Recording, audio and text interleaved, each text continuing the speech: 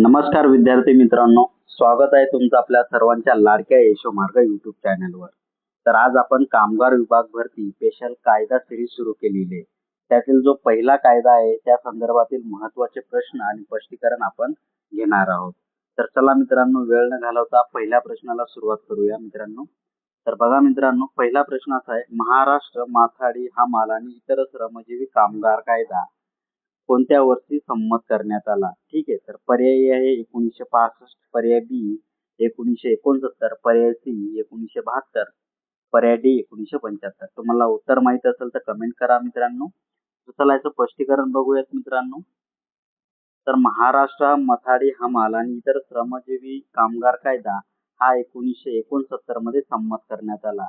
तर बघा, येथील कलम 1 उपकलम 1 नुसार या कायद्याचे जे अधिकृत नाव आहे द महाराष्ट्र माथाडी हमाल and other manual worker act, बरोबर, कधी संमत झाला होता मित्रांनो? 1969 मध्ये। तर चला मित्रांनो, पुढचा प्रश्न क्रमांक 2 बघूयात मित्रांनो। या कायद्याच्या तरतुदीनुसार असुरक्षित कामगार म्हणजे काय विचारण्यात आलेले? तर बघा, पर्याय ए केवळ सरकारी कारखान्यामध्ये काम करणारे मजूर, पर्याय बी कोणत्याही अनुसूचित रोजगारात मॅन्युअल काम करणारे कामगार, पर्याय सी केवळ रेल्वे प्रशासनाचे कायमस्वरूपी कर्मचारी आणि पर्याय डी कंपन्यांचे व्यवस्थापक आणि IT व्यवसाय।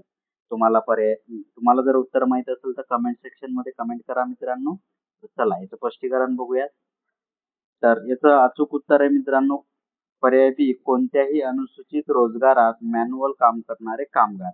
तर या कायद्याच्या कलम 2 उपकलम 11 नुसार असुरक्षित कामगार म्हणजे असा कोणताही मॅन्युअल कामगार जो कायद्याच्या अनुसूचीमध्ये समाविष्ट असलेल्या कोणत्याही अनुसूचित रोजगारात काम करतो किंवा काम करणार आहे।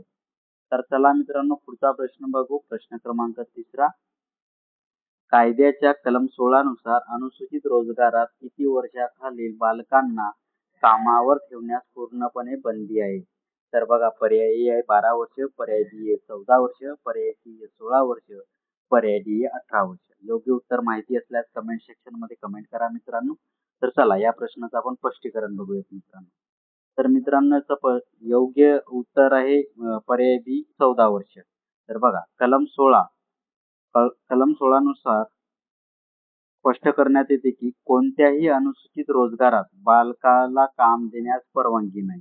स्पष्टीकरणात बालक म्हणजे अशी व्यक्ती जिने वयाची 14 वर्ष पूर्ण केली नाही। ठीक आहे, तर चला मित्रांनो, प्रश्न क्रमांक 4 बघूयात। या कायद्याअंतर्गत होणारे सर्व गुन्हे खालीलपैकी कोणत्या न्यायालयात चालवले जातात? पर्याय ए जिल्हा व सत्र न्यायालय, पर्याय बी कामगार न्यायालय, पर्याय सी उच्च न्यायालय, पर्याय डी सहकारी न्यायालय। तर योग्य उत्तर मित्रांनो कमेंट सेक्शन मध्ये कमेंट करा। तर चला आपण याचं स्पष्टीकरण बघूयात मित्रांनो थोडक्यात। तर याचं योग्य उत्तर आहे मित्रांनो कामगार न्यायालय। ठीक आहे, लेबर कोर्ट। तर कलम 17 नुसार या कायद्याअंतर्गत किंवा कोणत्याही योजनेअंतर्गत शिक्षेस पात्र असलेले सर्व गुन्हे संबंधित स्थानिक कार्यक्षेत्रातील कामगार न्यायालयाद्वारे चालवले जातील।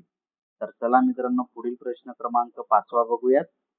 तर कामगार न्यायालयाच्या निर्णयाविरुद्ध अपील करायचे असल्यास ते कोठे करावे लागते? तर पर्याय ए दिलेला आहे मित्रांनो सर्वोच्च न्यायालय, पर्याय बी औद्योगिक न्यायालय, पर्याय सी जिल्हा दंडाधिकारी, पर्याय डी कामगार आयुक्त। तर याचं योग्य उत्तर मित्रांनो तुम्हाला माहित असल्यास कमेंट सेक्शन मध्ये कमेंट करा मित्रांनो। तर चला याचं स्पष्टीकरण बघूया। तर बघा मित्रांनो, याचं स्पष्टीकरण याचं योग्य उत्तर आहे मित्रांनो औद्योगिक न्यायालय, इंडस्ट्रियल कोर्ट। तर कलम 17C नुसार कामगार न्यायालयाच्या शिक्षेविरुद्ध निर्दोष सुटकेविरुद्ध शिक्षा वाढवण्यासाठी चे अपील हे औद्योगिक न्यायालयाकडे केले जाते। तर कलम 17D नुसार मुंबई औद्योगिक संबंध कायदा 1946 अंतर्गत स्थापन झालेले औद्योगिक न्यायालय हेच या कायद्यासाठी पात्र असते। तर मित्रांनो, हा जे औद्योगिक न्यायालय कुठल्या कायद्यानुसार स्थापन झालेले आहे? तर मुंबई औद्योगिक संबंध कायदा 1946 नुसार। ठीक आहे, तर पुढील प्रश्न बघूयात मित्रांनो आपण। प्रश्न क्रमांक 6,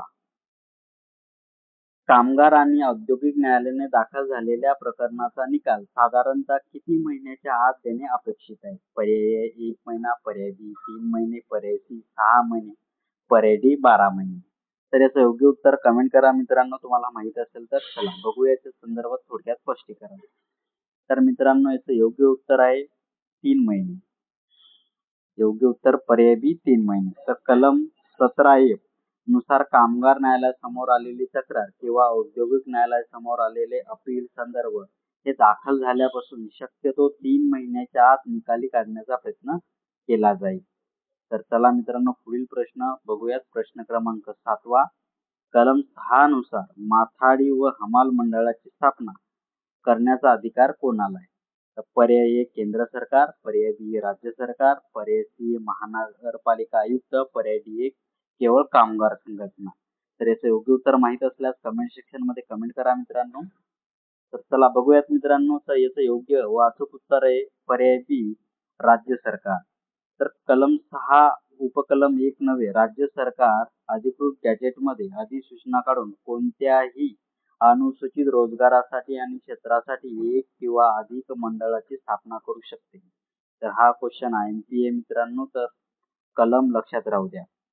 तर चला पुढील प्रश्न बघूयात मित्रांनो. प्रश्न क्रमांक 8वा. या कायद्याच्या अनुसूची मधील नोंदीनुसार खालीलपैकी कोणत्या क्षेत्रातील रोजगाराचा समावेश यात नाही? ठीक. तर बघा पर्याय लोखंड व पोलाद बाजार, पर्याय बी किराणा माल बाजार व दुकाने, पर्याय सी माहिती तंत्रज्ञान कंपन्यांमधील सॉफ्टवेअर कोडिंग, पर्याय डी भाजीपाला बाजार व मिठागरे. तर मित्रांनो योग्य उत्तर माहित असेल तर कमेंट सेक्शन मध्ये कमेंट करा.